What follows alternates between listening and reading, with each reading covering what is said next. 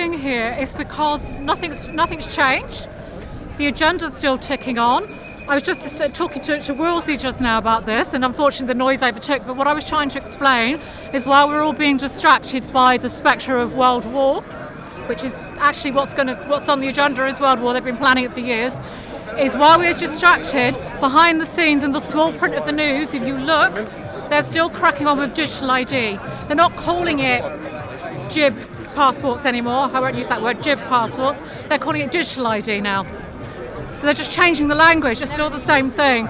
And I think they've brought them in and still brought them in other countries. And if you look even what's happening in Canada with Trudeau, you know, those things haven't gone away. So we still need to keep pushing to inform people that this is what's happening. But also I think it's important that we're here today to show people that we're not going anywhere, that we haven't been fooled by the games they're playing with us about war.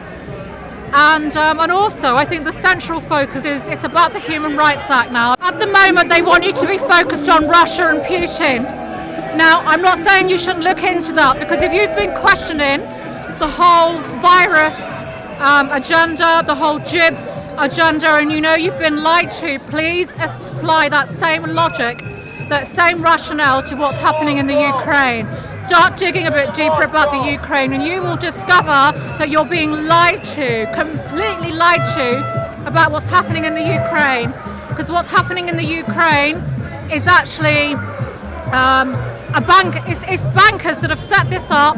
They planned this about 15 years ago during the 2008 crash. The bankers all got together. You can read this in market reports. I read it at the time, and they said we want a world war. And I'm sorry, but they're all in on it. All of them, even Russia, they're in on it. Don't be fooled into thinking good and bad guys. But in terms of the Ukraine, do ask questions, because A, there's been internal conflict there for years. It's nothing new. There's people in the Ukraine that want Russia to go in and want Putin to go in. There has been massacres in the Ukraine of ethnic Russians that have been killed. Thousands of people. It's not what they're telling you. Ask more questions, but always look, as I've told you today, look at the bigger picture. Don't be fooled and keep coming out on the streets, because soon they're going to shut down our freedom of speech with the online offences bill. And the only place that we will have to speak is here, which is why some of us keep coming out, because we know that. So keep coming out, come out on the next protest, which I think is the 29th of March.